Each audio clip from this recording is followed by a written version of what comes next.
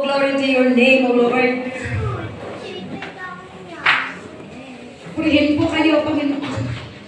Purihin po kayo, dakilang Diyos, sa iyong kabutihan, sa iyong kahabagan, sa iyong walang hanggang biyaya sa bawat isa sa amin. Papasalamat kami, Panginoon, sa araw na ito, Lord.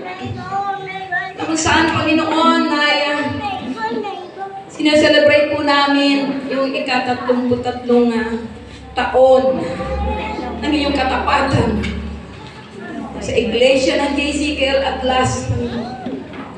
Ikaw ang aming pinupuri at binibigyan ng parangal, dakilang Diyos.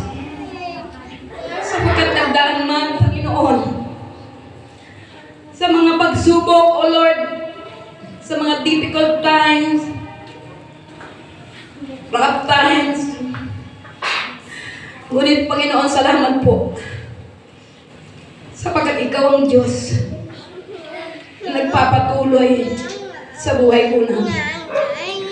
Kaya kami dakilang Diyos ay nakakatayo, Panginoon, at nakakapagpatuloy sa kabila ng mga pagsubok sa aming buhay, pananampalataya. Kaya ang lahat ng papuri at pasasalamat ay sa iyo namin ibinibigay, dakilang Diyos. Ikaw ang aming living stone. Ikaw ang aming spiritual house, O Lord.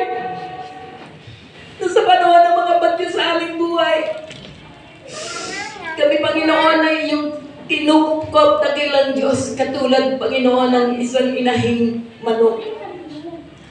Kami, Panginoon, tinatago mo sa iyong malabay na pagpag, Panginoon. At salamat sa lahat, Lord. Kulang ang mga salita para namin ihayag ang iyong kabutihan sa aming buhay. Sa bawat isa, sa bawat pamilya, sa bawat individual, Panginoon, na narito, O Lord. Maraming salamat po, dakilang Diyos. At sa araw na ito, Panginoon, tinataas po namin ang iyong banal na mensahe, dakilang Diyos. Ito'y mag-iisang hamon, Panginoon, sa amin, Lord, sa buong taon, Panginoon.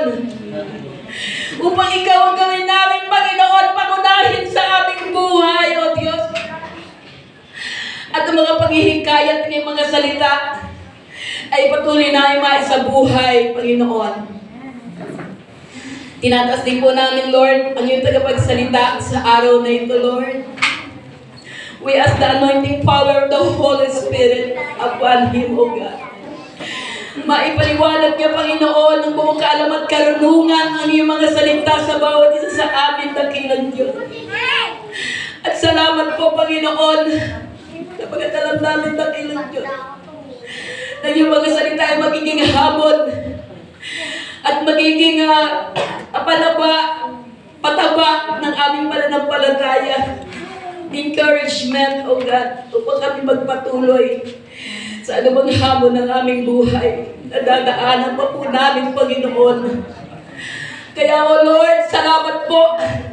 At sa bawat bahagi ng programa, ikaw lamang ang maluwalhating magparangalan, Panginoon. Maging siya aming awitan at pagsamba, dakilang Diyos, sa aming Ama. Ikaw lamang ang aming mapuri, Panginoon. Ikaw ang aming maluwalhati sa aming mga awitan, dakilang Diyos. Sapagkat karapat-dapat na ikaw lamang, Panginoon, ang aming itaas, O God. Salamat din, Panginoon, sa bawat isang narito, Panginoon. Patuloy niyong buksan, Panginoon, aming spiritual eyes, ang aming spiritual ears, Panginoon, upang marinig po namin ang iyong tinig, dakilang Diyos. At i-treasure niyo po, Panginoon, sa aming puso ng malalim, dakilang Diyos. Na yung mga salita hindi lamang namin papakinggan, kundi, Panginoon, na ito'y sisibol at mamumunga sa aming mga buhay. Kaya, O God, maraming salamat po sa namin pinagkakatiwala sa pangyarihan ng iyong banal na Espiritu Santo, ang katagumpayan at kabuuan ng gawain ito.